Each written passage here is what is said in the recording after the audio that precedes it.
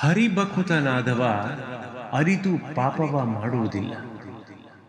ಹರಿಭಕುತನಾದವ ಅರಿತು ಪಾಪವ ಮಾಡುವುದಿಲ್ಲ. ಅರಿಯದೆ ಮಾಡಿದರೆ ಹರಿಯು ಎಣಿಸುವುದಿಲ್ಲ.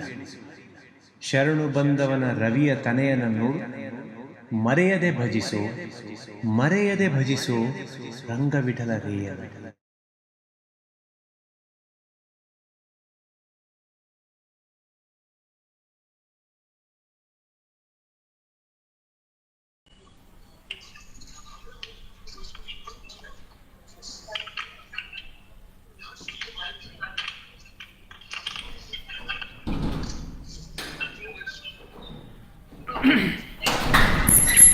ಹರಿ ಓಂ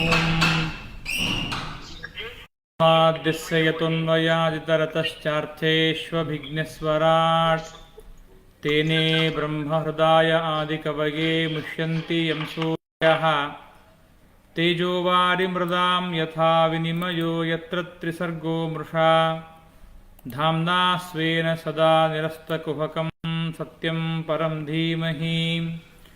ಸೃಷ್ಟಿಸ್ಥಿತ್ಯಪ್ಯೇಹಾನಿಯತಿದೃಶಿತಮೋ ಬಂಧಮೋಕ್ಷಾಶ್ಚ ಯಸ್ಮಾತ್ ಅಸ್ಯ ಶ್ರೀ ಬ್ರಹ್ಮರುದ್ರಪ್ರಭೃತಿಸುರನರದ್ವೀಷಶತ್ರುತ್ಮಕಸ್ಯ ವಿಷ್ಣೋರ್ವ್ಯಸ್ತಾಃ ಸಮಸ್ತಾಃ ಸಕಲಗುಣನಿಧಿಃ ಸರ್ವದೋಷೋ ವ್ಯಪೇತಃ ಪೂರ್ಣಾನಂದಾವ್ಯಯೋ ಯೋ ಗುರುರಪಿ ಪರಮಃ ಚಿಂತಯೇತಂ ಮಹಾಂತಂ.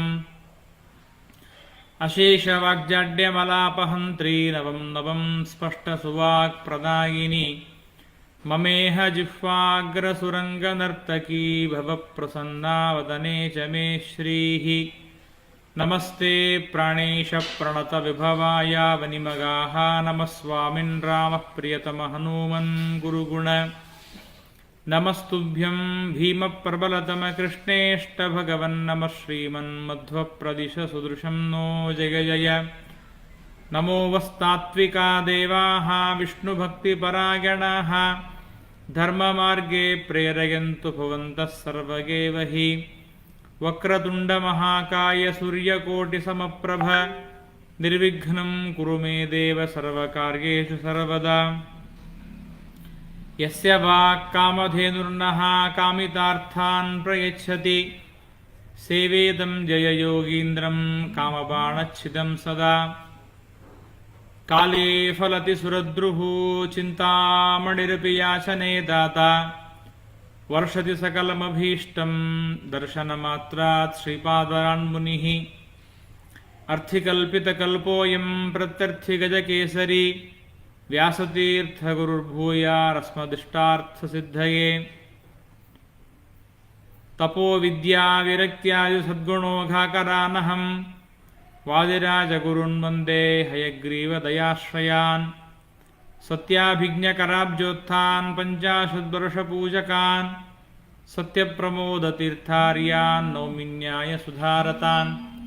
ಶಾಸ್ತ್ರೇಷು ಪಾರದುಷ್ಪಾನಂ ಶಾಸ್ತ್ರಜ್ಞೇಷು ಚ ವತ್ಸಲಂ ದೀನಭಕ್ತೋದ್ಧಾರಕರಂ ಸತ್ಯಾತ್ಮಾನಂ ಗುರುಂ ಭಜೆ. ವಿದ್ಯಾಪೀಠವಿಧಾತಾರಂ ವಿದ್ಯಾವಾರಿಧಿಚಂದಿರಂ ವಿದ್ಯಾರ್ಥಿವತ್ಸಲಂ ವಂದೇ ಮಹಾಮಹಿಮಸದ್ಗುರುಂ. ಆಪಾದಮೌಲಿಪರ್ಯಂತಂ ಗುರುಣಾಮಾಕೃತಿಂ ಸ್ಮರೇತ್ ತೇನ ವಿಘ್ನಾಃ ಪ್ರಣಶ್ಯಂತಿ ಸಿದ್ಧ್ಯಂತಿ ಚ ಮನೋರಥಾಃ. ಸ್ವಸ್ತ್ಯಸ್ತು ಸತಾಮಖಿಲಸನ್ಮಂಗಲಾನಿ ಭವಂತು. ಶ್ಲೋಕೈಕಶ್ರವಣಪಠಣಮಾತ್ರೇಣ ವಕ್ತುಶ್ಚ ಶ್ರೋತॄಣಾಂ ನಿಖಿಲಕಲಿಕತಕಲ್ಮಷಾಪನೋದನಪಟುತರೆ ಧರ್ಮಾಧಿಕಲಪುರುಷಾರ್ಥಸಾಧನೀಭೂತೆ ಶ್ರೀಮದ್ಭಾಗವತೆ ಅಧ್ಯಕಥಾ ಪ್ರಾರಂಭಃ. ಹರಿ ಓಂ ಹರಿ ಓಂ ಹರಿ ಓಂ. ಚಾತುರ್ಮಾಸ್ಯದ ಪರಮ ಪವಿತ್ರವಾಗಿರುವಂತಹ ಈ ಒಂದು ಪುಣ್ಯತಮ ಕಾಲ. ಚಾತುರ್ಮಾಸ್ಯದಲ್ಲಿ ಭಾಗವತವನ್ನು ಶ್ರವಣ ಮಾಡಬೇಕು ಎಂಬುದಾಗಿ ಶಾಸ್ತ್ರ ನಮಗೆ ಆದೇಶವನ್ನು ಕೊಡ್ತಾ ಇದೆ. ಭಾಗವತವನ್ನು ಪ್ರತಿನಿತ್ಯವೂ ಕೂಡ ಶ್ರವಣ ಮಾಡಬೇಕು ಎಂಬುದಾಗಿ ಪದ್ಮಪುರಾಣದಲ್ಲಿ ನಮಗೆ ತಿಳಿಸಿಕೊಡ್ತಾರೆ. ಶ್ಲೋಕಾರ್ಧಂ ಶ್ಲೋಕಪಾದಂ ವಾ ನಿತ್ಯಂ ಭಾಗವತೋದ್ಭವಂ ಪಠೇತ್ ಶೃಣೋತಿ ಯೋ ಭಕ್ತ್ಯ ಗೋಸಹಸ್ರ ಫಲಂ ಲಭೇತ್. ಪ್ರತಿನಿತ್ಯವೂ ಕೂಡ ಒಂದು ಶ್ಲೋಕವನ್ನಾದರೂ ಭಾಗವತವನ್ನು ಕೇಳಬೇಕು. ಅರ್ಧ ಶ್ಲೋಕವನ್ನು ಕೇಳಬಹುದು, ಇಲ್ಲಾದರೆ ಶ್ಲೋಕದಲ್ಲಿ ಒಂದು ಭಾಗ, ಅರ್ಧ ಭಾಗದಲ್ಲೂ ಕೂಡ ಇನ್ನೂ ಪಾದ, ಒಂದು ಶ್ಲೋಕದ ಪಾದವನ್ನಾದರೂ ಕೂಡ ಭಾಗವತವನ್ನು ಶ್ರವಣ ಮಾಡಬೇಕು. ಶ್ರವಣ ಮಾಡೋದರಿಂದ ಗೋಸಹಸ್ರ ಫಲಂ ಲಭೇತ್ ಅಂತ ಹೇಳ್ತಾರೆ. ಹಾಗಾಗಿ ಪುರಂದರದಾಸರು ತಿಳಿಸುವ ಹಾಗೆ 7 ದಿನದ ಕಥೆಯ ಕೇಳಿ ಏಳಿರೋ ವೈಕುಂಠಕ್ಕೆ. ದಾಸರು ನಮಗೆ ತಿಳಿಸ್ತಾರೆ, 7 ದಿನದ ಕಥೆಯ ಕೇಳಿ ಏಳಿರೋ ವೈಕುಂಠಕ್ಕೆ ಎಂಬುದಾಗಿ ತಿಳಿಸ್ತಾರೆ.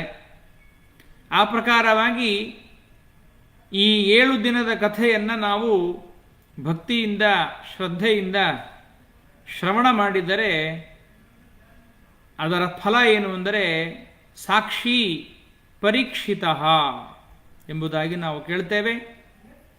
ಹಾಗಾಗಿ ಶ್ರವಣವನ್ನು ಮಾಡೋದರಿಂದ ನಮಗೆ ಮೋಕ್ಷವಾಗತ್ತೆ ಎನ್ನುವ ವಿಷಯಕವಾಗಿ ಸಾಕ್ಷಿಯಾಗಿ ನಮಗೆ ಪರೀಕ್ಷಿತ್ ರಾಜರೇ ಇದ್ದಾರೆ. ಅಂತಹ ಪರಮ ಮಂಗಲಕರವಾಗಿರುವಂತಹ ಶ್ರೀಮದ್ ಭಾಗವತ, ಆ ಭಾಗವತದ ಒಂದು ಅನುವಾದವನ್ನು ಈ 7 ದಿವಸಗಳ ಕಾಲ ಮಾಡುವ ಪ್ರಯತ್ನವನ್ನು ನಾನು ಮಾಡ್ತಾ ಇದ್ದೇನೆ. ಪರಮಪೂಜ್ಯರಾದ ಶ್ರೀಪಾದಂಗಳವರಿಗೆ ಅನಂತ ಭಕ್ತಿ ಶ್ರದ್ಧಾಪೂರ್ವಕವಾಗಿ ನಮಸ್ಕಾರಗಳನ್ನು ಮಾಡ್ತಾ, ಪೀಠದಲ್ಲಿ ವಿರಾಜಮಾನರಾದ ಕೇಶವನಿಧಿ ತೀರ್ಥ ಶ್ರೀಪಾದಂಗಳವರಿಗೂ ಹಾಗೂ ಇದೀಗ ಪೀಠವನ್ನು ಅಲಂಕರಿಸಿರುವಂತಹ ಸುಜಯನಿಧಿ ತೀರ್ಥ ಶ್ರೀಪಾದಂಗಳವರಿಗೂ ಕೂಡ ಅನಂತ ಭಕ್ತಿ ಶ್ರದ್ಧಾಪೂರ್ವಕವಾಗಿ ನಮಸ್ಕಾರಗಳನ್ನು ಮಾಡ್ತಾ, ಆ ಗುರುಗಳ ಕಾರುಣ್ಯದಿಂದ ವಿಶೇಷವಾಗಿ ಶ್ರೀಪಾದರಾಜರ ಅನುಗ್ರಹದಿಂದ ಅವರ ಈ ಒಂದು ಸನ್ನಿಧಾನದಲ್ಲಿ ಒಂದೆರಡು ಮಾತುಗಳನ್ನು ತಿಳಿಯುವ ಪ್ರಯತ್ನವನ್ನು ಮಾಡೋಣ.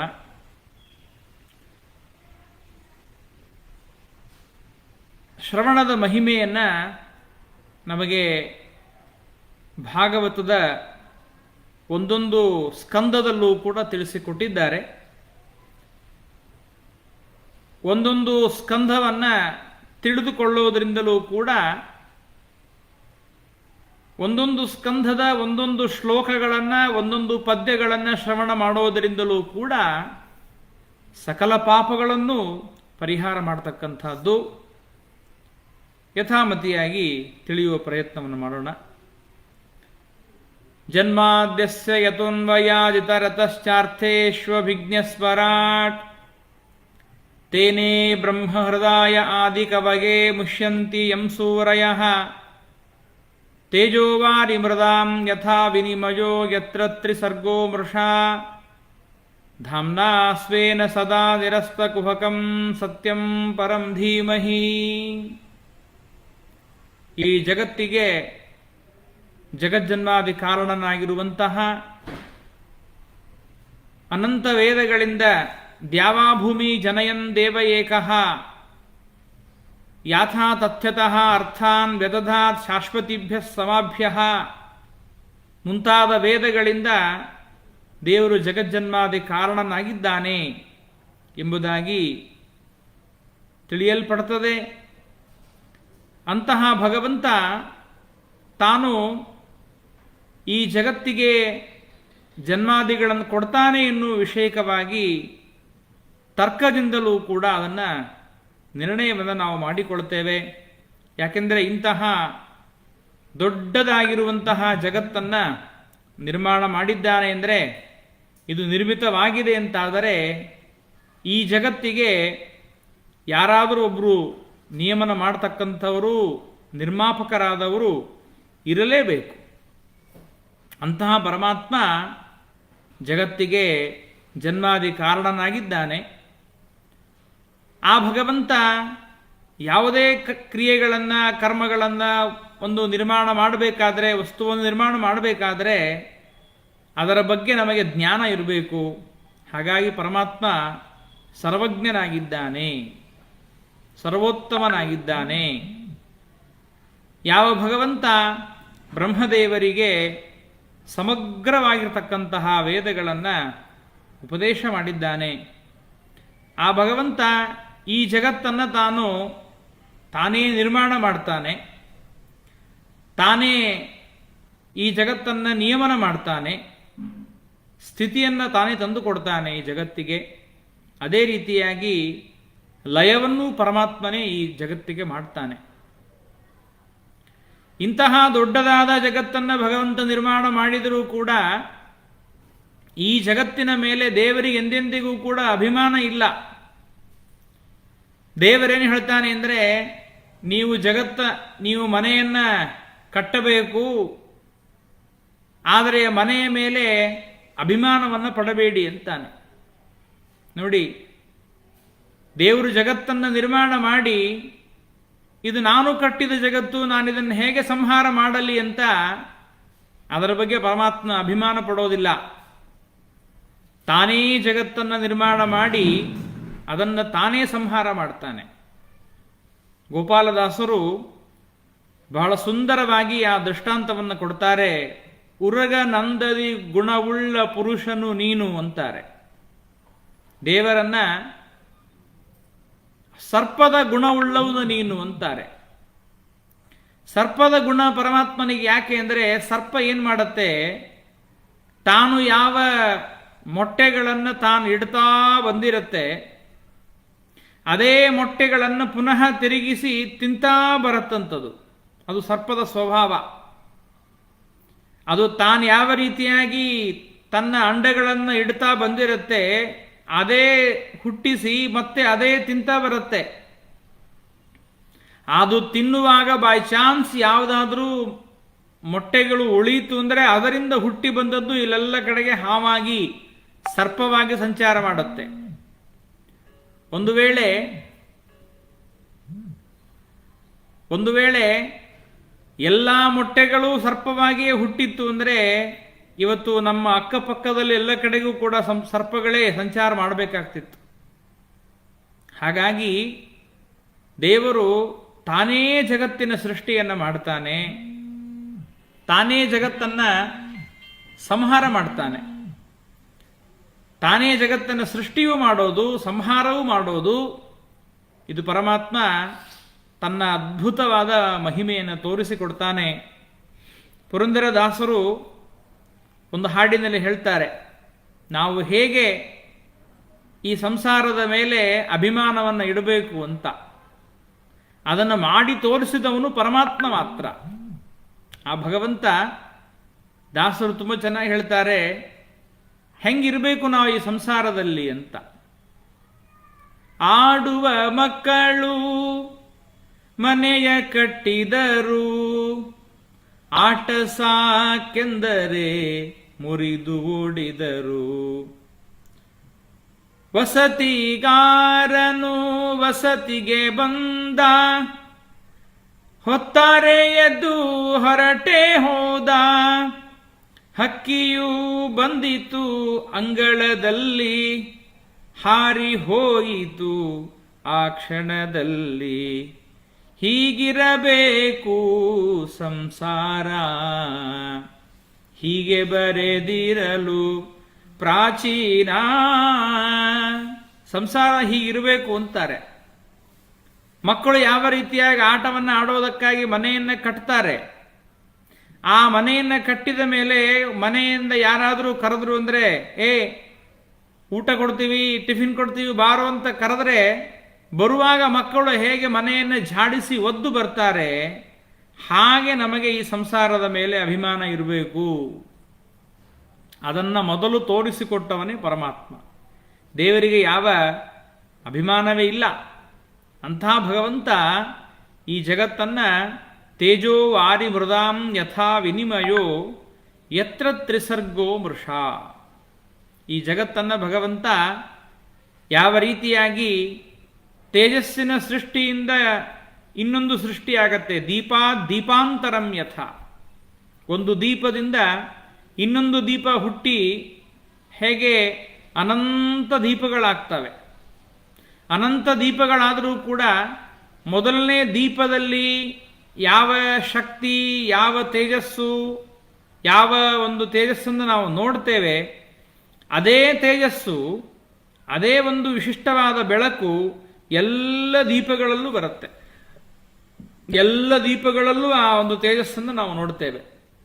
ಹಾಗೆ ಪರಮಾತ್ಮ ಮೂಲ ನಾರಾಯಣ ಯಾವ ಸ್ವಾಮಿ ಭಗವಂತ ಇದ್ದಾನೆ, ಆ ಮೂಲ ನಾರಾಯಣನಿಂದ ಹೊರಗಡೆ ಬಂದ ಎಲ್ಲ ರೂಪಗಳು ಕೂಡ ಅವನಷ್ಟೇ ಜ್ಞಾನ, ಆನಂದ, ಓಜಸ್ಸು, ಬಲ, ಪರಾಕ್ರಮ ಎಲ್ಲವನ್ನೂ ಹೊಂದಿವೆ. ಅದಕ್ಕಾಗಿ ದೀಪಕ್ಕೆ ಅಭಿಮಾನಿಯಾದ ಅಗ್ನಿ ಎಂಬ ದೇವತೆ ಎಲ್ಲ ದೀಪಗಳಲ್ಲಿ ಒಬ್ಬನೇ ಹೇಗಿದ್ದಾನೋ, ಹಾಗೆ ಪರಮಾತ್ಮ ಎಲ್ಲ ರೂಪಗಳಲ್ಲಿ ಒಬ್ಬನೇ ನಾರಾಯಣ. ತೇಜಸ್ಸಿನಂತೆ ಪರಮಾತ್ಮನ ಸೃಷ್ಟಿ. ವಾರಿಯಲ್ಲಿ ನೀರಿನಲ್ಲಿ ನಾವು ನೋಡಿದಾಗ ಹೇಗೆ ನಮ್ಮ ಪ್ರತಿಬಿಂಬ ಕಾಣಿಸುತ್ತೆ, ಹಾಗೆ ಪ್ರತಿಬಿಂಬ ಕಾಣಿಸುವ ಹಾಗೆ ದೇವರು ಬಿಂಬ, ನಾವೆಲ್ಲರೂ ಕೂಡ ಪ್ರತಿಬಿಂಬರು. ಮಣ್ಣಿನಿಂದ ಯಾವ ರೀತಿಯಾಗಿ ಘಟದ ನಿರ್ಮಾಣವಾಗತ್ತೆ, ಹಾಗೆ ಭಗವಂತ ಪ್ರಕೃತಿಯಿಂದ ಸಮಗ್ರವಾಗಿರುವಂತಹ ಈ ಜಗತ್ತನ್ನು ಸತ್ವಗುಣ, ರಜೋಗುಣ, ತಮೋಗುಣಗಳಿಂದ ನಿರ್ಮಾಣ ಮಾಡ್ತಾನೆ. ಯತ್ರ ತ್ರಿಸರ್ಗೋ ಮೃಷಾ, ಯಾವ ಭಗವಂತ ಈ ಜಗತ್ತನ್ನು ಸೃಷ್ಟಿ ಮಾಡ್ತಾನೆ, ಆದರೆ ಈ ಜಗತ್ತಿನ ಸೃಷ್ಟಿ ಪರಮಾತ್ಮನ ವಿಷಯದಲ್ಲಿ ಮಾತ್ರ ಇದು ವ್ಯರ್ಥ. ದೇವರಿಗೆ ಇದರಿಂದ ಯಾವ ಪ್ರಯೋಜನವೂ ಇಲ್ಲ. ಭಗವಂತನಿಗೆ ಇದರಿಂದ ಯಾವ ಪ್ರಯೋಜನವೂ ಇಲ್ಲ. ಆದರೆ ಜಗತ್ತಿಗೆ ಮಾತ್ರ ಬಹಳ ಪ್ರಯೋಜನ ಉಂಟು. ಒಂದೊಂದು ಸಣ್ಣ ಸಣ್ಣ ಪದಾರ್ಥಗಳಿಂದಲೂ ಕೂಡ ಅನೇಕ ಪ್ರಯೋಜನ ಉಂಟು. ಅನೇಕ ಪ್ರಯೋಜನ ಉಂಟು. ಒಂದು ಪಕ್ಷಿ ಒಂದು ಶಿಲೆಯ ಮೇಲೆ ಬಂದು ತನ್ನ ಕಾಲಿನಿಂದ ಅದು ಏನೋ ಕೆದರುತ್ತೆ.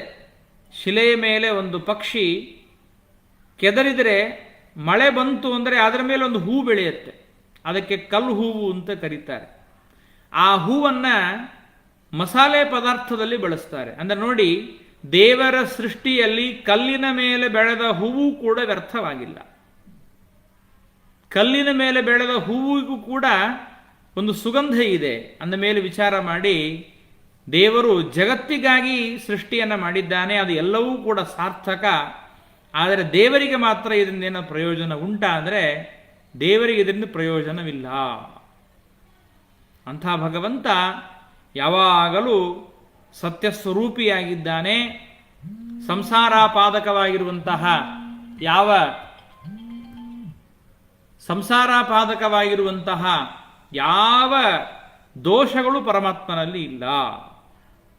ಅಂಥ ಭಗವಂತನನ್ನ ಧ್ಯಾನ ಮಾಡೋಣ ಅಂತ ಮೊದಲು ಮಂಗಲಾಚರಣದಲ್ಲಿ ಹೇಳ್ತಾ ಇದ್ದಾರೆ. ಇದು ಗಾಯತ್ರಿ ಭಾಷ್ಯ ರೂಪೋಸೌ ವೇದಾರ್ಥ ಪರಿಬ್ರಹ್ಮಿತ ಅಂತ ಭಾಗವತದ ಪ್ರಶಸ್ತಿ ಉಂಟು. ಭಾಗವತಕ್ಕೆ ಇದು ಗಾಯತ್ರಿಯ ಭಾಷ್ಯ ರೂಪ, ಭಾರತಾರ್ಥ ವಿನಿರ್ಣಯ, ಪುರಾಣಾನಾಂ ಸಾರರೂಪ ಅಂತ ಹೇಳಿದ್ದಾರೆ. ಪುರಾಣಗಳಲ್ಲಿ ಇದು ಸಾರರೂಪವಾಗಿದೆ. ಗಾಯತ್ರಿ ಮಂತ್ರದಲ್ಲಿ ನಾವು ಹೇಗೆ ತತ್ಸವಿತುರ್ವರೆಣ್ಯಂ ಭರ್ಗೋ ದೇವಸ್ಯ ಧೀಮಹಿ ಅಂತ ನಾವೇನು ಯಾವ ಜಗತ್ಸೃಷ್ಟಿಕರ್ತೃವಾದ ವರ್ಣನೀಯನಾದ ಭಗವಂತನನ್ನು ಧ್ಯಾನ ಮಾಡೋಣ ಅಂತ ಗಾಯತ್ರಿ ಮಂತ್ರದಲ್ಲಿ ನಾವು ಕೇಳ್ತೇವೆ, ಹಾಗೆ ಇಲ್ಲೂ ಕೂಡ ಸತ್ಯಂ ಪರಂ ಧೀಮಹಿ ಅಂತಹ ಪರಮಾತ್ಮನನ್ನು ಧ್ಯಾನ ಮಾಡೋಣ ಅಂತ ಹೇಳಿ ಈ ಭಾಗವತದಲ್ಲಿ ಯಾವುದನ್ನು ಇಲ್ಲಿ ಪ್ರತಿಪಾದನೆ ಮಾಡಿದ್ದಾರೆ. ಯಾಕೆಂದರೆ ಯಾವುದೇ ಒಂದು ಗ್ರಂಥವನ್ನು ನಾವು ಕೇಳಬೇಕಾದ್ರೆ ಅದಕ್ಕೆ ಅನುಬಂಧ ಚತುಷ್ಟಯ ಅಂತ ಹೇಳ್ತಾರೆ. ಅಂದರೆ ಈ ಗ್ರಂಥವನ್ನು ಕೇಳೋದಕ್ಕೆ ಅಧಿಕಾರಿಗಳ್ಯಾರು, ಇದರಲ್ಲಿ ಪ್ರತಿಪಾದಿತವಾದ ಅರ್ಥ ಏನು, ಇದರಿಂದ ಆಗುವ ಪ್ರಯೋಜನವೇನು, ಇದು ಬಹಳ ಮಹತ್ವದ್ದು. ಹಾಗಾಗಿ ಈ ಭಾಗವತದಲ್ಲಿ ಏನನ್ನು ಪ್ರತಿಪಾದನೆ ಮಾಡ್ತಾರೆ, ಯಾರು ಇದನ್ನು ಕೇಳೋದಕ್ಕೆ ಅಧಿಕಾರಿಗಳಾಗಿದ್ದಾರೆ, ಇದರಿಂದ ಏನು ಪ್ರಯೋಜನ, ಅದನ್ನು ನಮಗೆ ಈ ಶ್ಲೋಕದಲ್ಲಿ ತಿಳಿಸಿಕೊಡ್ತಾರೆ. ಇದು ಎಲ್ಲ ಶಾಸ್ತ್ರಗಳಲ್ಲೂ ಸಮಾನವಾದದ್ದು. ಇವತ್ತು ಮೆಡಿಕಲ್ ಸೈನ್ಸ್ ಓದ್ತಾರೆ ಅಂತ ಅಂದ್ಕೊಳ್ಳಿ, ಮ್ಯಾಥಮೆಟಿಕ್ಸ್ ಓದ್ತಾರೆ ಅಂತ ಅಂದ್ಕೊಳ್ಳಿ, ಯಾವುದೇ ವಿದ್ಯೆಯನ್ನು ಓದಬೇಕಾದರೂ ಕೂಡ ಆ ವಿದ್ಯೆಗೆ ಎಲಿಜಿಬಿಲಿಟಿ ಯಾರಿಗಿದೆ, ಅದರಿಂದ ಪ್ರಾಫಿಟ್ ಏನು, ಅದರಲ್ಲೇನು ಹೇಳಿದ್ದಾರೆ, ಇದು ಬಹಳ ಮಹತ್ವದ್ದು. ಹಾಗಾಗಿ ನಮಗೆ ತಿಳಿಸ್ತಾರೆ, ಧರ್ಮ ಪ್ರೋಜ್ಜಿತ ಕೈತ ಉತ್ರ ಪರಮೋ ನಿರ್ಮತ್ಸರಾಣಾಂ ಸತಾಂ ವೇದ್ಯಂ ವಾಸ್ತವಮತ್ರ ವಸ್ತು ಶಿವದಂ ತಾಪತ್ರಯೋನ್ಮೂಲನಂ ಶ್ರೀಮದ್ಭಾಗವತೆ ಮಹಾಮುನಿಕೃತೆ ಕಿಂ ವಾ ಪರೈರೀಶ್ವರಃ ಸದ್ಯೋ ಹೃದಯವರುದ್ಯತೆತ್ರ ಕೃತಿಭಿಃ ಶುಶ್ರೂಷಭಿಸ್ತತ್ಕ್ಷಣಾತ್. ಮೊದಲನೇದಾಗಿ ಈ ಭಾಗವತದಲ್ಲಿ ಏನು ಪ್ರತಿಪಾದನೆ ಮಾಡಿದ್ದಾರೆ ಅಂದರೆ, ವೇದ್ಯಂ ವಾಸ್ತವ ಮಾತ್ರ ವಸ್ತು ಶಿವದಂ. ವಸ್ತು ಅಂದರೆ ವಾಸ್ತವನಾದ, ವಸ್ತುವಾದ, ನಮ್ಮನ್ನೆಲ್ಲರನ್ನೂ ಇರುವ ಹಾಗೆ ಮಾಡುವ, ವಾಸೇನೇದಂ ಯತಸ್ತುನ್ನಂ ಅತಸ್ತದ್ ಬ್ರಹ್ಮ ಶಬ್ದತೆ, ವಸ್ತು ಎಂಬುದಾಗಿ ಕರೆಸಿಕೊಳ್ಳಲ್ಪಡ್ತಕ್ಕಂಥವನು ಶ್ರೀಮನ್ನಾರಾಯಣ. ಆ ದೇವರನ್ನು ಈ ಭಾಗವತದಲ್ಲಿ ಮೊದಲು ಪ್ರತಿಪಾದನೆ ಮಾಡಿದ್ದಾರೆ. ಅದರ ಜೊತೆಗೆ ಪ್ರೋಜ್ಜಿತ ಕೈತವಃ ಧರ್ಮ ಅತ್ರ ಪ್ರತಿಪಾದ್ಯ. ಇಲ್ಲಿ ಭಾಗವತದಲ್ಲಿ ಏನು ಪ್ರತಿಪಾದನೆ ಮಾಡ್ತಾರೆ ಅಂದರೆ, ಮೋಸ ಮಾಡದೇ ಇರುವ ಧರ್ಮವನ್ನು ಹೇಳ್ತಾರಂತೆ. ಹಾಗಾದರೆ ಇಷ್ಟು ದಿವಸ ನಾವೇನು ತಿಳ್ಕೊಂಡಿದ್ದೀವಿ ಅಂದರೆ, ಧರ್ಮ ಅಂದ್ರೆ ಮೋಸ ಮಾಡದೇ ಇರುವುದು ಅಂತ. ಇವತ್ತು ನಮಗೆ ಗೊತ್ತಾಗ್ತಾ ಇದೆ, ಧರ್ಮದಲ್ಲಿ ಎರಡಿದೆ, ಒಂದು ಮೋಸ ಮಾಡುವ ಧರ್ಮ, ಇನ್ನೊಂದು ಮೋಸ ಮಾಡದೇ ಇರುವ ಧರ್ಮ ಅಂತ. ನೋಡಿ, ತಿಳಿಯಬೇಕಾದ ವಿಚಾರವೇನು ಅಂದರೆ, ಮೋಸ ಮಾಡುವ ಧರ್ಮ, ಮೋಸ ಮಾಡದೇ ಇರುವ ಧರ್ಮ ಅಂದರೆ ಏನು? ಇಲ್ಲಿ ಭಾಗವತದಲ್ಲಿ ಏನನ್ನು ಹೇಳ್ತಾರೆ ಅಂದರೆ, ಮೋಸ ಮಾಡದೇ ಇರುವ ಧರ್ಮವನ್ನು ಹೇಳ್ತಾರಂತೆ. ಏನದು ಅಂದರೆ, ಅದಕ್ಕಾಗಿ ತಿಳ್ಕೊಳ್ಬೇಕಾದದ್ದು ನಿಷ್ಕಾಮವಾದ ಧರ್ಮ, ಅದು ಮೋಸ ಮಾಡದೇ ಇರುವ ಧರ್ಮ. ಈ ಸಕಾಮ ಧರ್ಮ ಏನಿದೆ ನೋಡ್ರಿ, ಅದು ಬೇಕಾದವ್ರು ಇದನ್ನು ಮಾಡ್ರಿ, ಇದು ಬೇಕಾದವ್ರು ಅದನ್ನು ಮಾಡ್ರಿ, ಯಾರಿಗೆ ಮಕ್ಕಳಿಗೆ ಮತ್ತೆ ಅವನು 10th ಪಾಸ್ ಆಗಬೇಕು, ಅದಕ್ಕಾಗಿ ಇಷ್ಟು ಪ್ರದಕ್ಷಿಣೆ ಮಾಡ್ರಿ, ಇಷ್ಟು ನಮಸ್ಕಾರ ಮಾಡ್ರಿ, ಈ ಕಾಮನೆಯಿಂದ ಮಾಡುವಂತಹ ಏನು ಧರ್ಮಾಚರಣೆಗಳುಂಟೋ ಅದನ್ನು ಮಾತ್ರ ಭಾಗವತ ಹೇಳ್ತಾ ಇಲ್ಲ. ಅದು ನಿಮಗೆ ವೇದದಲ್ಲಿ ಆಪಾತತಃ ನಮಗೆ ಹಾಕಿ ತೋರುತ್ತೆ. ವೇದದಲ್ಲಿ ಏನು ಹೇಳ್ತಾರೆ ಅಂದರೆ, ಪುತ್ರಕಾಮಃ ಪುತ್ರಕಾಮೇಷ್ಟ್ಯಾ ಯಜೇತ, ಸ್ವರ್ಗಕಾಮೋ ಯಜೇತ ಅಂತ ಮೇಲ್ ನೋಡೋದಕ್ಕೆ ಸಕಾಮ ಕರ್ಮವನ್ನು ವೇದ ನಮಗೆ ಹೇಳಿದ ಹಾಗೆ ತೋರುತ್ತೆ. ಆದರೆ ವಾಸ್ತವಿಕವಾಗಿ ನೋಡಿದರೆ ವೇದವೂ ಕೂಡ ನಿಷ್ಕಾಮ ಕರ್ಮವನ್ನೇ ನಮಗೆ ತಿಳಿಸಿಕೊಡ್ತದೆ.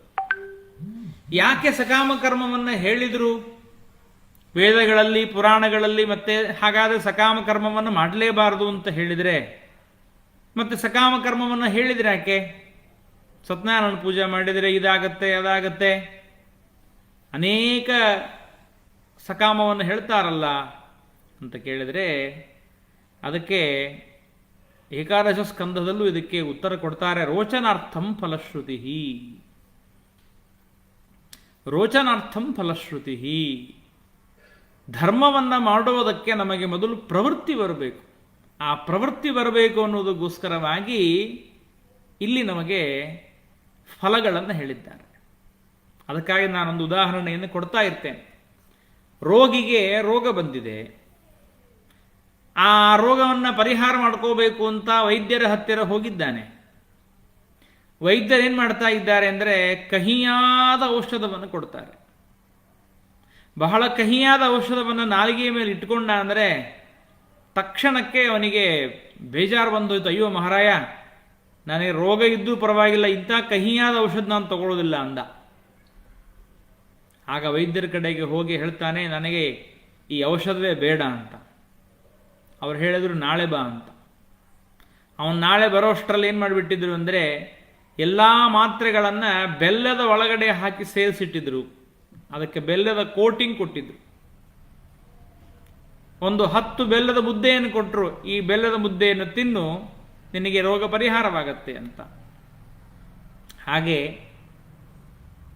ಬೆಲ್ಲದ ಮುದ್ದೆಯನ್ನು ತಿಂದ, ರೋಗ ಪರಿಹಾರವಾಯಿತು. ಅವನೇನು ತಿಳ್ಕೊಂಡ್ಬಿಟ್ಟ, ಹಾಗಾದರೆ ಬೆಲ್ಲ ತಿಂದರೆ ರೋಗ ಪರಿಹಾರ ಆಗತ್ತೆ ಅಂತ. ಹಾಗಾಯಿತು ಇಲ್ಲಿ. ರೋಚನಾರ್ಥಂ ಫಲಶ್ರುತಿ, ನಿಮಗೆ ರುಚಿ ಬರಲಿ, ಧರ್ಮವನ್ನು ಮಾಡೋದಕ್ಕೆ ರುಚಿ ಬರಲಿ ಅನ್ನೋದಕ್ಕಾಗಿ ಸಕಾಮ ಕರ್ಮವನ್ನು ಹೇಳಿದ್ದೇ ಹೊರತು ಸಕಾಮ ಕರ್ಮದಿಂದಲೇ ನಮಗೆ ಮೋಕ್ಷ ಅಲ್ಲ. ಮೋಕ್ಷವಾಗಬೇಕಾ, ನಮಗೆ ನಿಷ್ಕಾಮವಾದ ಕರ್ಮದಿಂದಲೇ ಮಾಡಬೇಕು. ಆ ನಿಷ್ಕಾಮವಾದ ಕರ್ಮವನ್ನು, ನಿಷ್ಕಾಮವಾದ ಧರ್ಮವನ್ನು ಈ ಭಾಗವತ ನಮಗೆ ತಿಳಿಸಿಕೊಡ್ತಾ ಇದೆ. ಇದನ್ನು ಕೇಳುವುದಕ್ಕೆ, ಹೇಳುವುದಕ್ಕೆ ಮತ್ಸರ್ಯರಹಿತರಾಗಿರುವಂತಹ ಸಜ್ಜನರು ಅಧಿಕಾರಿಗಳಾಗಿದ್ದಾರೆ. ಇದನ್ನು ಕೇಳೋದ್ರಿಂದ ಫಲ ಏನು ಅಂತ ಕೇಳಿದರೆ ತಾಪತ್ರಯೋನ್ಮೂಲನಂ, ಆದಿದೈವಿಕವಾದ, ಆದಿಭೌತಿಕವಾದ, ಆಧ್ಯಾತ್ಮಿಕವಾಗಿರುವಂತಹ ಎಲ್ಲ ಪಾಪಗಳು ಪರಿಹಾರವಾಗತ್ತೆ, ತಾಪಗಳು ಪರಿಹಾರವಾಗತ್ತೆ. ಕಿಂವಾ ಅಪರೈಹಿ ಈಶ್ವರ ಸದ್ಯೋ ಹೃದ್ಯವರುದ್ಯತೆ, ದೇವರ ಭಗವಂತನ ದರ್ಶನವೇ ಆಗತ್ತೆ ನಿಮಗೆ ಭಾಗವತವನ್ನು ಕೇಳೋದರಿಂದ, ಶ್ರವಣ ಮಾಡೋದರಿಂದ ಹೃದಯದಲ್ಲಿ ಭಗವಂತನ ದರ್ಶನವಾಗತ್ತೆ, ಅಪರೋಕ್ಷ ಜ್ಞಾನವಾಗತ್ತೆ, ತಾಪತ್ರಯಗಳ ಪರಿಹಾರವೂ ಆಗತ್ತೆ, ಐಹಿಕವಾದ ಲೌಕಿಕವಾದ ತಾಪತ್ರಯಗಳ ಪರಿಹಾರವೂ ಆಗತ್ತೆ. ಮೋಕ್ಷ ಪಾರತ್ರಿಕವಾಗಿರುವಂತಹ ಸಾಕ್ಷಾತ್ತಾದ ವೈಕುಂಠವೇ ನಮಗೆ ಸಿಗಬೇಕು ಅಂತಾದರೆ ಅದು ಭಾಗವತದಿಂದ ಆಗತ್ತೆ. ಅಂತಹ ಭಾಗವತವನ್ನು ಶ್ರವಣ ಮಾಡಿ. ಅದಕ್ಕೆ ಎಷ್ಟು ವರ್ಣನೆ ಮಾಡ್ತಾರೆ ಗೊತ್ತಾ ಭಾಗವತವನ್ನು? ನೋಡ್ರಪ್ಪ, ನಿಗಮಕಲ್ಪತರೋರ್ಗಲಿತಂ ಫಲಂ ಶುಕಮುಖಾದಮೃತದ್ರವ ಸಂಯುತಂ ಪಿಬತ ಭಾಗವತಂ ರಸಮಾಲಯಂ ಮುಹುರಹೋ ರಸಿಕಾ ಭುವಿ ಭಾವುಕಾಃ. ಮೇಲಿಂದ ಮೇಲೆ ಈ ಭಾಗವತವನ್ನು ಶ್ರವಣ ಮಾಡಿ. ಎಲ್ಲಿಯವರೆಗೆ? ಆಲಯಂ, ಮೋಕ್ಷ ಪರ್ಯಂತರವಾಗಿ ಇದನ್ನು ಶ್ರವಣ ಮಾಡಬೇಕು. ವೇದಗಳೆಂಬಂತಹ ಕಲ್ಪವೃಕ್ಷದಿಂದ ವೇದವ್ಯಾಸದೇವರು ಇದನ್ನು ಬೆಳೆಸಿದ್ದಾರೆ. ಭಗವತ ವ್ಯಾಸೇನ ಗಲಿತಂ, ಗಿಳಿಕಚ್ಚಿದ ಹಣ್ಣಿದು. ಶುಕಾಚಾರ್ಯರು ಇದನ್ನು ಪಾಠ ಪ್ರವಚನ ಮಾಡಿ ಮಾಡಿ ಮಾಡಿ ಮಾಡಿ ಆ ಹಣ್ಣನ್ನು ಜ್ಯೂಸ್ ಮಾಡಿ ಕೊಟ್ಟಿದ್ದಾರೆ ನಮಗೆ. ನೋಡಿ, ಇವಾಗೆಲ್ಲ ಈ ಯುಗದಲ್ಲಿ ಜ್ಯೂಸ್ ಯುಗ ಇದು. ಯಾರೋ ಹಣ್ಣು ತಿನ್ನೋದಿಲ್ಲ, ಬರೀ ಜ್ಯೂಸ್ ಕುಡಿತಾರೆ. ಹಾಗಾಗಿ ಶುಕಾಚಾರ್ಯರು ನಮಗೆ ಅಮೃತ ದ್ರವ ಸಂಯುತಂ ಅದನ್ನು ಚೆನ್ನಾಗಿ ಪಾಠ ಪ್ರವಚನವನ್ನು ಮಾಡಿ ಮಾಡಿ ಅದನ್ನು ರಸವಾಗಿ ಮಾಡಿ ಕೊಟ್ಟಿದ್ದಾರೆ. ಅದನ್ನು ಭುವಿ ಭಾವುಕಾಹ ಪಿಬತ, ಅದನ್ನು ಕುಡೀರಿ ಅಂತ ಭಾಗವತದ ವರ್ಣನೆಯನ್ನು ಮಾಡ್ತಾ, ನೈಮಿಷೇ ಅನಿಮಿಷ ಕ್ಷೇತ್ರೇ ಋಷಯ ಶೌನಕಾದಯ ಸತ್ರಂ ಸ್ವರ್ಗಾಯ ಲೋಕಾಯ ಸಹಸ್ರ ಸಮಮಾಸತ. ನೈಮಿಷಾರಣ್ಯದಲ್ಲಿ ಎಲ್ಲ ಶೌನಕಾದಿ ಋಷಿಗಳು ಮೋಕ್ಷಕ್ಕೋಸ್ಕರವಾಗಿ 1000 ವರ್ಷದ ಯಾಗವನ್ನು ಮಾಡ್ತಾ ಇದ್ದಾರೆ. ಅವರು ಅಲ್ಲಿರ್ತಕ್ಕಂತಹ ಸೂತಾಚಾರ್ಯರಿಗೆ ಪ್ರಶ್ನೆಯನ್ನು ಮಾಡ್ತಾರೆ. 6 ಪ್ರಶ್ನೆಯನ್ನು ಮಾಡ್ತಾರೆ. ಅದರಲ್ಲಿ ನಾವು ಮೋಕ್ಷವನ್ನು ಹೊಂದೋದು ಹೇಗೆ, ಆ ಮೋಕ್ಷವನ್ನು ಹೊಂದೋದಕ್ಕೆ ಕಾರಣೀಭೂತವಾದದ್ದೇನು ಅಂತ ಮೊದಲನೇ ಪ್ರಶ್ನೆ. ನೋಡಿ, ಭಗವಂತ ನಮಗೆ ಹೇಗೆ ಸಂತುಷ್ಟನಾಗ್ತಾನೆ. ತತ್ರ ತತ್ರಾಂಜಸಾಯುಷ್ಮನ್ ಭವತಾ ಯದ್ ವಿನಿಶ್ಚಿತಂ ಪುಂಸಾಂ ಏಕಾಂತತಃ ಶ್ರೇಯಂ ತನ್ನಃ ಸಂಶುತುಮರ್ಹಸಿ. ಮೋಕ್ಷ ಸಾಧನವಾದದ್ದು ಯಾವುದು ಅದನ್ನು ಹೇಳ್ರಿ ಅಂದಾಗ ಸೂತಾಚಾರ್ಯರು ತಮ್ಮ ಗುರುಗಳಾದ ಶುಕಾಚಾರ್ಯರಿಗೆ ನಮಸ್ಕಾರ ಮಾಡಿ ತಿಳಿಸ್ತಾರೆ, ನೋಡಪ್ಪ, ಮೊಟ್ಟ ಮೊದಲನೇದಾಗಿ ಮೋಕ್ಷಕ್ಕೆ ಸಾಧನವಾದದ್ದು ಅಂದರೆ ಮನೆಯಲ್ಲೇ ಕುಳಿತುಕೊಂಡ್ರೆ ನಿಮಗೆ ಮೋಕ್ಷ ಸಿಗುವುದಿಲ್ಲ. ಶುಶ್ರೂಷೋ ಶ್ರದ್ಧಾನಸ್ಯ ವಾಸುದೇವ ಕಥಾರತಿ ಸ್ಯಾನ್ಮಹತ್ ಸೇವಯಾ ವಿಪ್ರಾಹ ಪುಣ್ಯತೀರ್ಥ ನಿಷೇವಣಾತ್. ನೀವು ತೀರ್ಥಕ್ಷೇತ್ರಗಳಿಗೆ ಹೋಗಬೇಕು, ಅಲ್ಲಿ ಮಹಾತ್ಮರ ಜ್ಞಾನಿಗಳ ದರ್ಶನವಾಗತ್ತೆ. ಜ್ಞಾನಿಗಳ ದರ್ಶನವಾಯಿತು ಅಂದರೆ ಆ ಜ್ಞಾನಿಗಳು ನಮಗೆ ಉಪದೇಶ ಮಾಡ್ತಾರೆ. ಜ್ಞಾನಿಗಳ ಉಪದೇಶದಿಂದ ನಮಗೆ ಏನಾಗತ್ತೆ ಅಂದರೆ ಮೊದಲು ಭಗವಂತನ ಮಹಾತ್ಮ್ಯ ಜ್ಞಾನ, ಮಹಾತ್ಮ್ಯ ಜ್ಞಾನದಿಂದ ದೇವರ ಭಕ್ತಿ, ಭಕ್ತಿಯಿಂದ ಪಕ್ವಭಕ್ತಿ, ಪಕ್ವಭಕ್ತಿಯಿಂದ ಪರಿಪಕ್ವ ಭಕ್ತಿ, ಪರಿಪಕ್ವ ಭಕ್ತಿ ಆದ ಮೇಲೆ ಬರ್ತಕ್ಕಂಥದ್ದು ಅಪರೋಕ್ಷ ಜ್ಞಾನ, ಅಪರೋಕ್ಷ ಜ್ಞಾನ ಆದ ಮೇಲೆ ಬರ್ತಕ್ಕಂಥದ್ದು ಅತಿ ಪರಿಪಕ್ವ ಭಕ್ತಿ, ಅತಿ ಪರಿಪಕ್ವ ಭಕ್ತಿ ಆದ ಮೇಲೆ ಬರ್ತಕ್ಕಂಥದ್ದು ಮೋಕ್ಷ. ಹಾಗಾದರೆ ಮೋಕ್ಷಕ್ಕೆ ಮೊಟ್ಟ ಮೊದಲನೆಯದ್ದು ಕಾರಣವಾದದ್ದು ಯಾವುದು? ಸಜ್ಜನರ ಸಂಗತಿ. ನೋಡಿ, ಅದಕ್ಕಾಗಿಯೇ ದಾಸರು ಹೇಳಿದ್ರಲ್ಲ, ಸಂಘವಾಗಲಿ ಸಾಧು ಸಂಘವಾಗಲಿ, ಸಂಘದಿಂದ ಲಿಂಗದೇಹ ಭಂಗವಾಗಲಿ. ಸಂಘವಾಗಲಿ ಸಾಧು ಸಂಘವಾಗಲಿ, ಸಂಘದಿಂದ ಲಿಂಗದೇಹ ಭಂಗವಾಗಲಿ. ಬಹಳ ಸುಂದರವಾಗಿ ಇದನ್ನು ಮಹಾನುಭಾವರಾದ ಶ್ರೀಪಾದರಾಜರು ಈ ವಿಷಯಕವಾಗಿ ಒಂದು ಹಾಡಲ್ಲಿ ಹೇಳ್ತಾರೆ. ಸಜ್ಜನರ ಸಂಘ ನಮಗಾಯಿತು ಅಂದರೆ ಏನೇನು ಅದರಿಂದ ಆಗತಕ್ಕಂಥ ಲಾಭಗಳು ಬಹಳ ಚೆನ್ನಾಗಿ ಹೇಳ್ತಾರೆ. ತಿರುಗಿ ಪುಟ್ಟಲಾರೆ, ಪರರ ಬಾಧಿಸಲಾರೆ, ಪರಿಪರಿಯ ಕಷ್ಟಗಳ ಅನುಭವಿಸಲಾರೆ, ಜನನ ಮರಣಗಳೆರಡು ಪರಿಹಾರ ಮಾಡಯ್ಯ, ಕರುಣಾ ಸಮುದ್ರ ಮುರವೈರಿ ಶ್ರೀಕೃಷ್ಣ, ಉತ್ತಮರ ಸಂಗವನು ಎನಗೀತು ಸಲಹೋ, ಚಿತ್ತಜಾಜನಕ ಮುರವೈರಿ ಶ್ರೀಕೃಷ್ಣ. ಹೀನ ಜನರೊಳಗಾಟ ಶ್ವಾನಾದಿಗಳ ಕೂಟ, ಜ್ಞಾನವಂತನ ಮಾಡೋ ಜಾನಕಿ ರಮಣ. ಎಂಥ ಅದ್ಭುತವಾದ ಮಾತು. ಒಮ್ಮೆ ಸಜ್ಜನರ ಸಂಗತಿ ಆಯಿತು ಅಂದರೆ ತಿರುಗಿ ಪುಟ್ಟಲಾರೆ, ಮತ್ತೊಮ್ಮೆ ಹುಟ್ಟುವಂತಹ ಪ್ರಸಂಗವೇ ಇಲ್ಲ ಇಲ್ಲಿ. ಪರರ ಬಾಧಿಸಲಾರೆ, ಇನ್ನೊಬ್ಬರಿಗೆ ಬಾಧ ಮಾಡೋದೇ ಇಲ್ಲ ನಾನು. ಪರಿಪರಿಯ ಕಷ್ಟಗಳ ಈ ಸಂಸಾರದಲ್ಲಿ ನಾನಾ ತರಹದ ಕಷ್ಟಗಳನ್ನು ಅನುಭವಿಸುವಂತಹ ಪ್ರಸಂಗವೇ ಇಲ್ಲ. ಜನನ ಮರಣಗಳೆರಡು ಪರಿಹಾರವಾಗಿ ಹೋಗುತ್ತೆ. ನಾನಾ ಜನರ ಜೊತೆಗೆ ಕಚ್ಚಾಡುವ ಪ್ರಸಂಗವೇ ಬರೋದಿಲ್ಲ. ಅದು ಮೊದಲನೇದ್ದು ಮಾಡಬೇಕಾದದ್ದೇನು ಅಂದರೆ ಸಜ್ಜನರ ಸಂಗತಿ. ಸಜ್ಜನರ ಸಂಗತಿ ಆಯಿತು ಅಂದರೆ ಅದರಿಂದಲೇ ಭಗವಂತನ ಜ್ಞಾನ ಆಗತ್ತಪ್ಪ. ವಾಸುದೇವ ಪರಂ ಜ್ಞಾನಂ ವಾಸುದೇವ ಪರಂ ತಪಃ, ವಾಸುದೇವ ಪರೋ ಧರ್ಮೋ ವಾಸುದೇವ ಪರಾಗತಿ.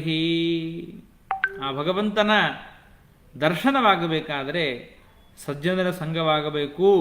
ಅದರಿಂದಲೇ ಮೋಕ್ಷ ಎಂಬುದಾಗಿ ತಿಳಿಸ್ತಾ ಆಮೇಲೆ ಪ್ರಶ್ನೆ ಮಾಡಿರ್ತಾರೆ, ದೇವರ ಎಲ್ಲ ಅವತಾರದ ಕಥೆಗಳನ್ನು ಹೇಳ್ರಿ ಅಂತ ತಿಳಿಸ್ತಾರೆ. ಅದರಲ್ಲಿ ಮೊದಲನೇದಾಗಿ ಪರಮಾತ್ಮ ಪುರುಷ ರೂಪವನ್ನು ಸ್ವೀಕಾರ ಮಾಡಿದ. ಜಗೃಹೇ ಪೌರುಷಂ ರೂಪಂ ಭಗವಾನ್ ಮಹದಾದಿಭಿಃ ಸಂಭೂತಂ ಷೋಡಶಕಲಂ ಆದೋ ಲೋಕಶಿಕ್ಷಯ. ದೇವರು ಮೊದಲು ಆ ಭಗವಂತನ ಒಂದು ರೂಪ ಪುರುಷ ರೂಪ ಅಂತ ಹೊರಗಡೆ ನಮಗೆ ಕಾಣಿಸಿಕೊಳ್ಳುತ್ತದೆ. ತನ್ನ ಸುತ್ತಲೂ ಇರುವಂತಹ ತಮಸ್ಸನ್ನು ಪರಮಾತ್ಮ ಪಾನ ಮಾಡಿ ಹೊರಗಡೆ ತೋರಿಸಿಕೊಟ್ಟ ಪುರುಷ ರೂಪ. ಆ ಪುರುಷ ರೂಪದಿಂದ ಹೊರಗಡೆ ಬರತಕ್ಕಂತಹದ್ದೇ ವೈಕುಂಠ, ಶ್ವೇತದ್ವೀಪ, ಅನಂತಾಸನ ಎಂಬುದಾಗಿ ಮೂರು ಭಗವಂತನ ರೂಪಗಳು.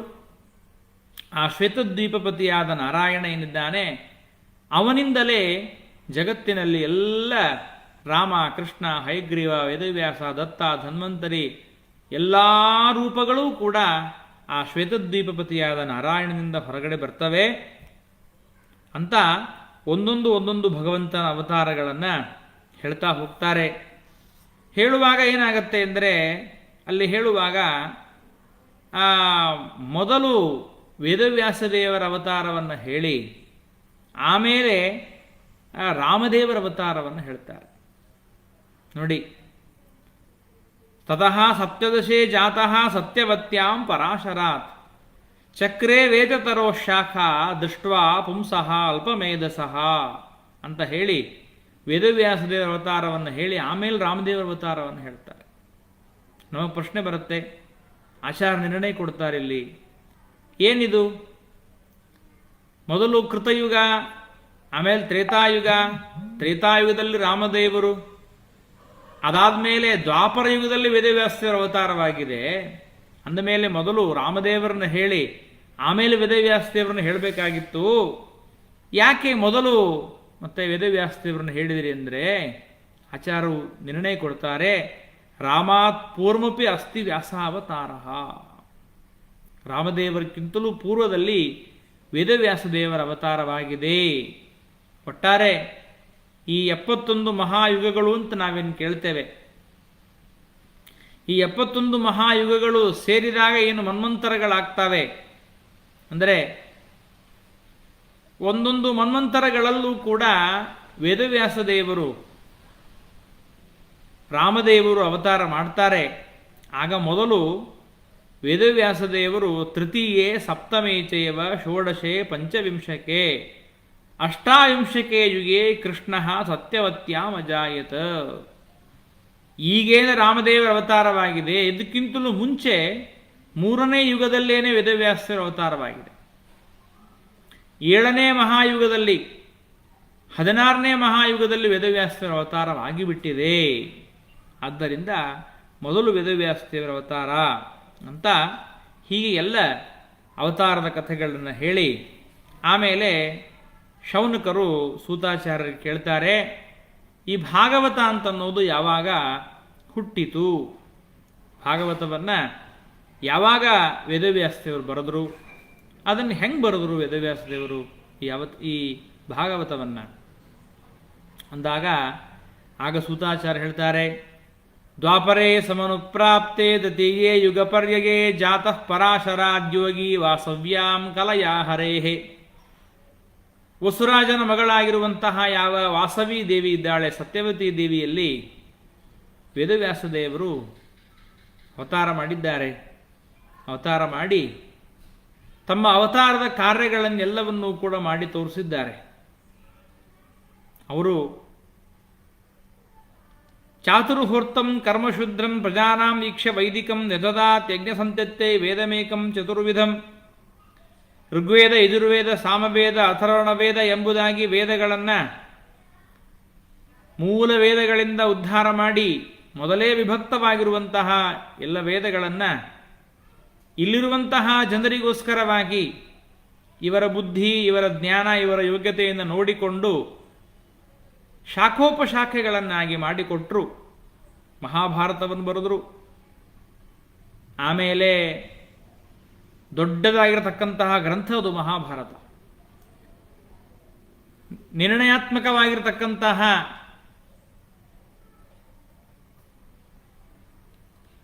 ಬ್ರಹ್ಮಸೂತ್ರಗಳನ್ನು ಬರೆದುಕೊಟ್ಟಿದ್ದಾರೆ. ಬ್ರಹ್ಮಸೂತ್ರಗಳ ನಿರ್ಮಾಣ ಆಯಿತು, ಎಲ್ಲ ಆಯಿತು. ಆದಮೇಲೆ ಅವರು ಒಂದು ಸರಸ್ವತಿ ನದಿಯ ದಂಡಿಯ ಮೇಲೆ ಕುಳಿತುಕೊಂಡಿದ್ದಾರೆ. ಸರಸ್ವತಿ ನದಿಯ ದಂಡಿಯ ಮೇಲೆ ಕುಳಿತುಕೊಂಡು ಯೋಚನೆ ಮಾಡ್ತಾ ಇದ್ದಾರೆ. ಎಲ್ಲ ಮಾಡಿ ಆಯ್ತಲ್ಲ, ಇನ್ನೇನು, ಏನೋ ಸ್ವಲ್ಪ ಅಲಂಬುದ್ಧಿ ಬರದೇ ಇರುವಂತೆ ಆ ನಾಟಕ ಮಾಡ್ತಾ ಇದ್ದಾರೆ. ಅಷ್ಟೊತ್ತಿಗೆ ನಾರದರಲ್ಲಿಗೆ ಬರ್ತಾರೆ. ಸ್ವಾಮಿ, ಪರಾಶರಿಯ ಮಹಾಭಾಗ ಎಲ್ಲ ಮಾಡಿ ಮುಗಿಸಿದ್ದೀರಿ, ಜಿಜ್ಞಾಸಿತಂ ಸುಸಂಪನ್ನಂ, ಬರಿಬೇಕಾದದೆಲ್ಲ ಬರೆದು ಬಿಟ್ಟಿದ್ದೀರಿ. ಆದರೂ ಕೂಡ ಏನೋ ನಿಮ್ಮ ಮನಸ್ಸು ನೋಡಿದರೆ, ನಿಮ್ಮ ಮುಖ ನೋಡಿದರೆ ಇನ್ನೂ ಯಾಕೋ ಪರಿಪೂರ್ಣವಾಗಿ ಕಾಣಿಸ್ತಾ ಇಲ್ಲಲ್ಲ, ಪರಿಪೂರ್ಣವಾಗಿ ಬರದ ಹಾಗೆ ಕಾಣಿಸ್ತಾ ಇಲ್ಲಲ್ಲ, ಏನಾಗಿದೆ ಏನಾಗಿದೆ ಅಂತಂದರೆ ವೇದವ್ಯಾಸದೇವರು ಎಷ್ಟು ನಾಟಕ ಮಾಡ್ತಾರೆ ನೋಡ್ರಿ. ಅವರೇನು ಮಾಡಿದ್ರು, ನಾರದರಿಗೆ ಹೇಳ್ತಾ ಇದ್ದಾರೆ. ಅಸ್ತೇವ ಮೇ ಸರ್ವಮಿದಂ ತ್ವಯೋಕ್ತಂ ತಥಾಪಿ ನಾತ್ಮ ಪರಿತುಷ್ಯತೆ ಮೇ ತನ್ಮೂಲಮವ್ಯಕ್ತಮಗಾಧ ಬುದ್ಧಿಂ ಪೃಚ್ಛಾಮಹೇ ತ್ವಾತ್ಮ ಮಹಾತ್ಮಭೂತಂ. ಅಸುರಜನ ಮೋಹನಕ್ಕೋಸ್ಕರವಾಗಿ ವೇದವ್ಯಾಸದೇವರು ನಾರದರಿಗೆ ಅಂತ ಇದ್ದಾರೆ, ನನ್ನ ಈ ಅಪರಿತೋಷಕ್ಕೆ ಕಾರಣವೇನು ಅಂತ ನೀನೇ ಹೇಳಬೇಕಪ್ಪ. ಯಾಕೆ? ನೀನು ಅಗಾಧ ಬೋಧ, ಬ್ರಹ್ಮದೇವರ ಮಗ ಅಲ್ಲ ನೀನು, ಅದಕ್ಕಾಗಿ ನೀನೇ ಹೇಳಬೇಕು ಅಂದಾಗ ನಾರದರು ಹೇಳ್ತಾರಂತೆ, ಏನಿಲ್ಲ ಸ್ವಾಮಿ, ನೀವು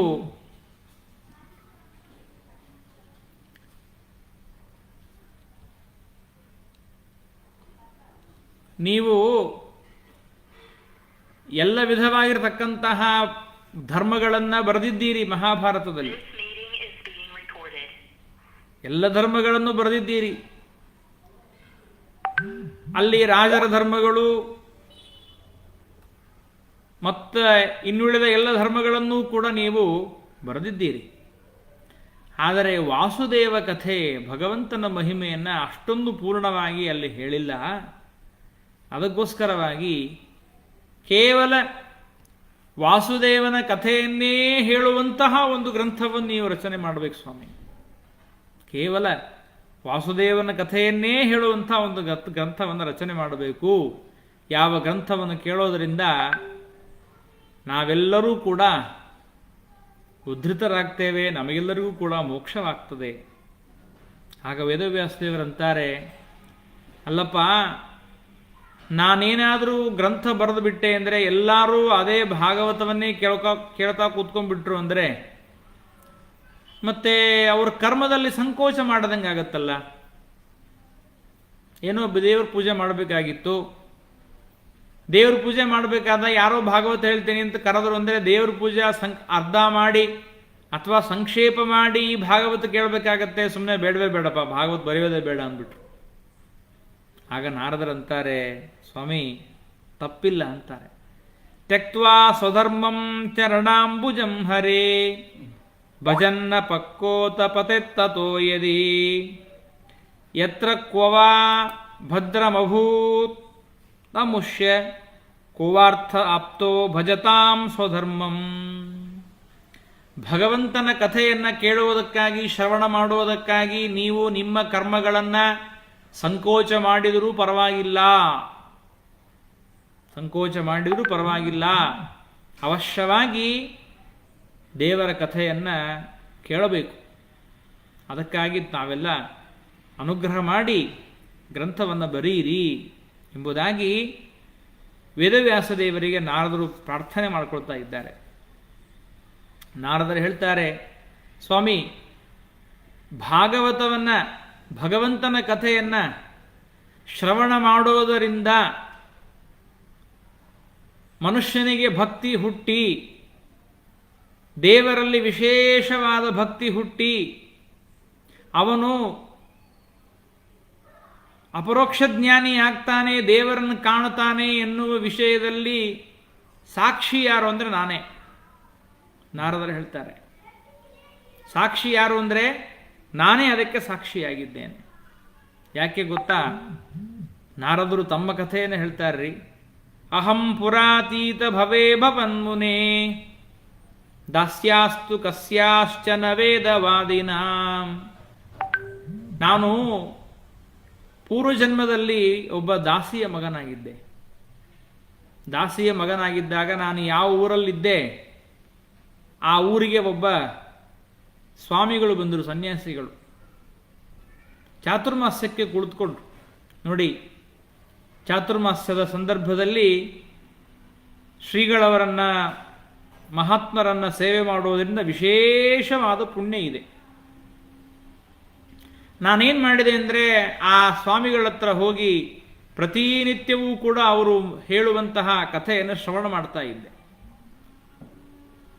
ನೋಡಿ, ದಾಂತೆ ಯತ ಕ್ರೀಡನಕ್ಕೆ ಅನುವರ್ತಿನಿ ಎಲ್ಲ ಆಟದ ಸಾಮಾನುಗಳನ್ನು ಕಿತ್ತಿ ಬಿಸಾಕಿಬಿಟ್ಟೆ. ಆ ಗುರುಗಳು ಹೇಳೋದನ್ನು ಶ್ರವಣ ಮಾಡಿದೆ. ಶ್ರವಣ ಮಾಡಿ ಮಾಡಿ ನನ್ನ ಮೇಲೆ ತುಂಬ ಅನುಗ್ರಹ ಮಾಡಿದರು ಅವರು. ಎಷ್ಟು ಒಳ್ಳೆಯದ ಈ ಮಗು, ಶ್ರವಣ ಮಾಡುತ್ತೆ ಅಂತ ಹೇಳಿ ತುಂಬ ಅನುಗ್ರಹ ಮಾಡಿ ನನ್ನ ತಲೆ ಮೇಲೆ ಕೈ ಇಟ್ಟು ಆಶೀರ್ವಾದ ಮಾಡಿದರು. ನಾನೇನು ಮಾಡ್ತಿದ್ದೆ, ಸಕೃಚ್ಯ ಮುಂಜೆ ಒಂದೇ ಹೊತ್ತು ಊಟ ಮಾಡ್ತಾ ಇದ್ದೆ. ನಮ್ಮ ಜೊತೆಗೆ ಇರತಕ್ಕಂತಹ ಎಲ್ಲ ಬ್ರಾಹ್ಮಣರು ಜ್ಞಾನಿಗಳು, ನಾನು ಶೂದ್ರ ದಾಸಿಯ ಮಗ, ನಾನು ಎಲ್ಲ ಬ್ರಾಹ್ಮಣರು ಊಟ ಮಾಡಿದ ಮೇಲೆ ಅವರ ಎಲೆಗಳನ್ನು ಬೆಳೆದು ಎಂಜುಲುಗಾಮ ಮಾಡಿ ಆಮೇಲೆ ಅವರೇನು ಊಟ ಮಾಡಿದ ಮೇಲೆ ಉಳಿದಿರ್ತಿತ್ತೋ ಆ ಉಳಿದ ಅನ್ನವನ್ನು ಊಟ ಮಾಡ್ತಾ ಇದ್ದೆ. ಅಷ್ಟನ್ನೇ ಊಟ ಮಾಡಿ ನಾನು ನನ್ನ ಜೀವನವನ್ನು ನಡೆಸ್ತಾ ಇದ್ದೆ. ನನ್ನ ಮೇಲೆ ಪರಿಪೂರ್ಣ ಅನುಗ್ರಹ ಮಾಡಿದರು. ಅವರು ಹೇಳಿದ ಕಥೆಯನ್ನು ನಾನು ಕೇಳಿ ಕೇಳಿ ಕೇಳಿ ಶ್ರವಣ ಮಾಡಿ, ಹಾಗಾದರೆ ಆ ದೇವರು ಹೇಗಿದ್ದಾನೆ, ಆ ದೇವರ ದರ್ಶನ ಮಾಡಿಕೊಳ್ಳೇಬೇಕು, ದೇವರ ದರ್ಶನ ಮಾಡಿಕೊಳ್ಳೇಬೇಕು ಅಂತ ನಾನು ಪ್ರಯತ್ನ ಮಾಡಿದೆ.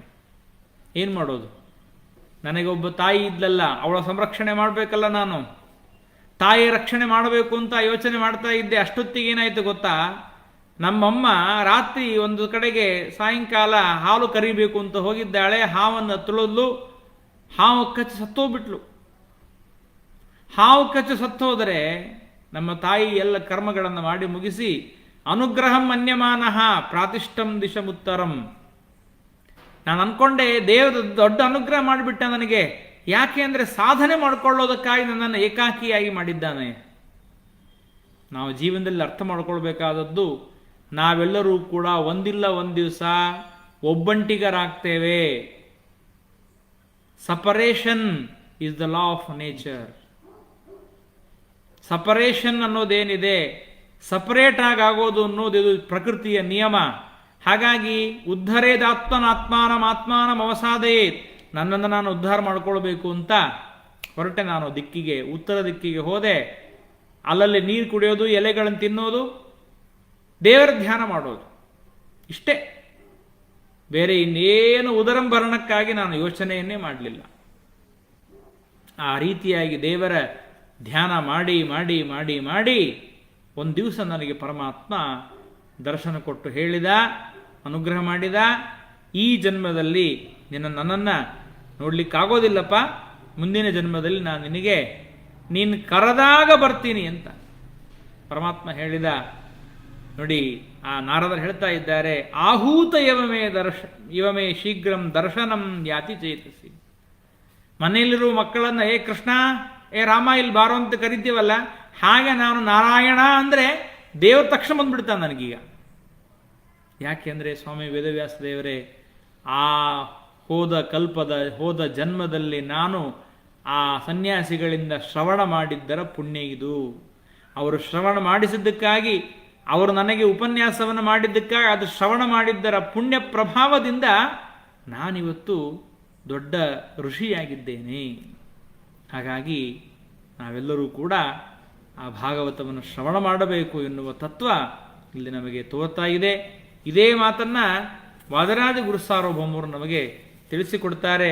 ಆವನ ಶ್ರವಣ ಮನನ ಧ್ಯಾನ ದರ್ಶನ ಸುಸ್ಥಿರ ಮಹಾಭಕ್ತಿ ಮಹಾಪ್ರಸಾದಂಗಳು ಕೈವಲ್ಯ ಪದ ಕೀಕಿದ ನಿಚ್ಚಣಿಕೆಯಂತೆ ಭಾವಜ್ಞರು ಪೇಳ್ವರು, ದೇವ ಭಾವಜ್ಞರು ಪೇಳ್ವರು. ಜೀವಕ್ಕೆ ಜವನ ಬಾಧೆಗಳನ್ನು ತಪ್ಪಿಸಿ ಪಾವನ ವೈಕುಂಠಪುರದೊಳಗೆಂದೆಂದು ಆವಾಸವ ಮಾಡಿ ಸುಖಿಸಬೇಕಾದರೆ ಸೇವಿಸು ವೈಷ್ಣವರಾನಿ, ಸೇವಿಸು ವೈಷ್ಣವರಾ. ಹಾಗಾಗಿ ಭಾಗವತವನ್ನು ಶ್ರವಣ ಮಾಡೋದರಿಂದ ಎಂತಹ ಪುಣ್ಯ ಅನ್ನೋದನ್ನು ನಮಗೆ ತಿಳಿಸಿಕೊಡ್ತಾ ಇದ್ದಾರೆ ಅಂತ ನಾವು ತಿಳಿತಾ ಇವತ್ತಿನ ಈ ಒಂದು ಕಥಾಭಾಗವನ್ನು ಇಲ್ಲಿಗೆ ಮುಕ್ತಾಯ ಮಾಡೋಣ. ಮತ್ತೆ ನಾಳಿನ ದಿವಸ ನೋಡೋಣ. ಹರಯೇ ನಮಃ. ಶ್ರೀಕೃಷ್ಣ ಅರ್ಪಣಮಸ್ತು.